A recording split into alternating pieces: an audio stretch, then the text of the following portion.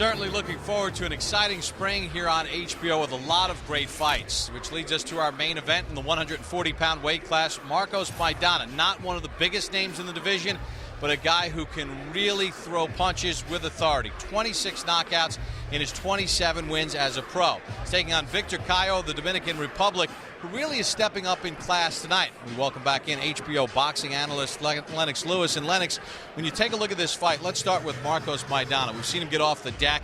He's got real workman-like approach. What are some of the keys for him in this fight against Cayo? Well, what he has to do, he really has to go apply some pressure, really throw some good body punches in there, and cut off the ring. He really has to cut off the ring and try and get to Cayo's body, because Cayo moves around very well. All right, I want to ask you about Victor Cayo, because he keeps his hands down low. He does a lot of things unorthodox. Is that good enough to win this kind of fight?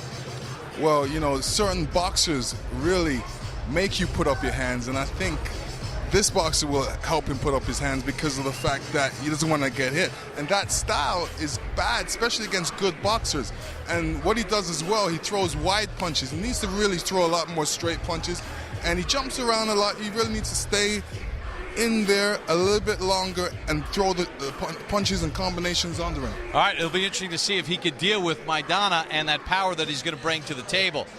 Max, you take a look at Marcos Maidana and this 140-pound weight class, and it is just loaded and dripping with talent. It's the deepest in boxing, as we mention every time we do the 140-pounders, which it seems is a lot nowadays, and Maidana fits in right around the top. Here are the best 140-pounders in the world. Tim Bradley leads the pack. He's the most proven. You have to put him number one. Devin Alexander nipping at his heels after that spectacular performance against Urango. Amir Khan, the biggest star, maybe the most talented. He's already been knocked out, and he's having the softest kind of road to the top. Marcos Maidana refuses to lose. Mabuza's there because he beat up Kendall Holt. It may be more of a commentary about where Holt is in his career than Mabuza. Paulie Malignaggi, excellent boxer without a lot of pop. Victor Ortiz has already lost, quitting that fight against Maidana, but has plenty of pop.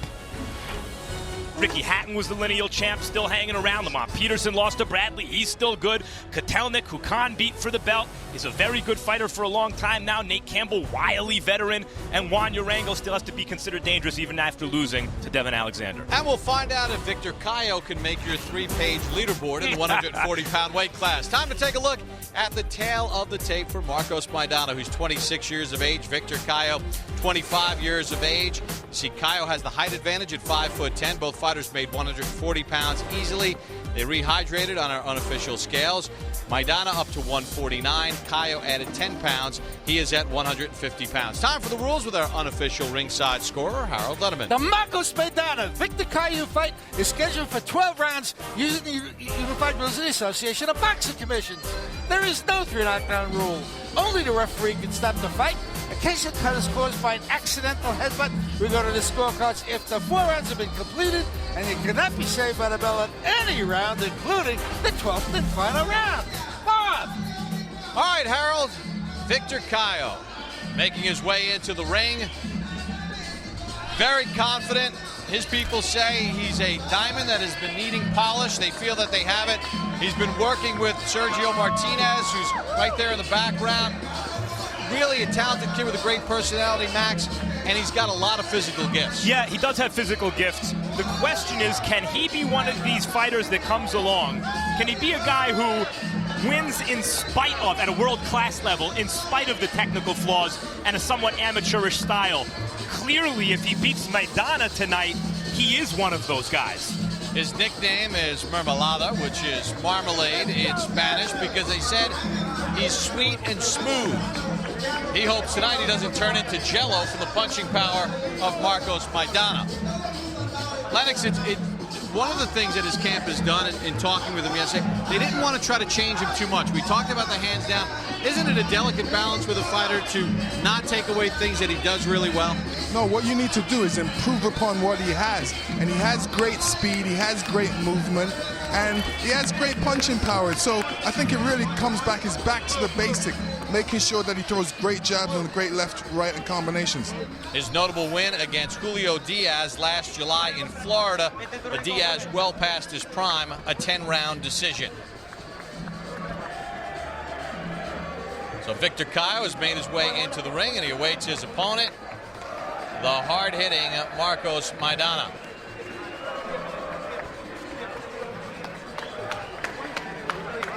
And there is Marcos Maidana with his 27 wins, 26 by way of knockout. Max, we go back to last year in California, taking on Victor Ortiz, getting dropped right out of the chute in round one. Victor Ortiz is a murderous puncher. Short, beautiful combinations. Just a tremendous puncher, and he drops Maidana 3 times altogether. The reason Maidana came back and won this fight, in spite of being dropped, because Ortiz was also dropped, is that when Maidana was dropped, he got up and refused to lose. Ortiz, when the going started getting rough, decided he had had enough. It seems like Maidana never has enough. And Maidana credited his outstanding conditioning along with his will to get up. And here's how it ended in round number 6. He was able to hurt Ortiz. Ortiz was cut. Ortiz went down. Ortiz elected to not continue. A TKO round number 6 for Marcos Maidana. Well, Maidana acknowledged to us yesterday that Cayo is very fast. He has a unique style, but I can finish him quickly. That's always his mindset for the Argentinian. Yeah, you know, Maidana's lost 1 fight. That was to Kotelnik. The same Kotelnik, by the way, that Amir Khan very easily beat. And yet, Maidana fights Cayo tonight because Amir Khan's people didn't want any part of Maidana. He's too dangerous a fighter for the very top fighters to get in with, and so he's forced to fight young, undefeated, dangerous fighters in order to get to the top, in order to get to the money fights. Yeah, because he doesn't bring a big buck himself. 20 fights in Argentina, his homeland, 6 in Germany. This will be his 2nd fight in the United States, and he also has had 1 fight in Panama. Time for the formal introductions. Once again, as we send it up to the ring, and Michael Buffer. Ladies and gentlemen, from the joint here at the Hard Rock Hotel Casino of Las Vegas, Nevada, USA, Oscar de la Hoya's Golden Boy Promotions and Universum Box Promotions are proud to present the main event of the evening. On the line, the WBA Interim World Championship, 12 rounds of boxing in the super lightweight division. Presented in association with Warriors Boxing Promotions and Samson Boxing. Sponsored by Tecate, Cerveza con Carácter, and Hopkins versus Jones Jr. 2. Next Saturday, April 3rd, live on pay-per-view. This bout sanctioned by the Nevada State Athletic Commission, Chairman Pat Lundvall. Executive Director Keith Kaiser. At ringside, the 3 judges scoring this bout on the 10-point system are Adelaide Bird, Bert Clements, and Tom Miller. And inside the ring, your referee in charge of the action at the bell, Joe Fair But Firm Cortez. And now, for the thousands in attendance here at the joint at the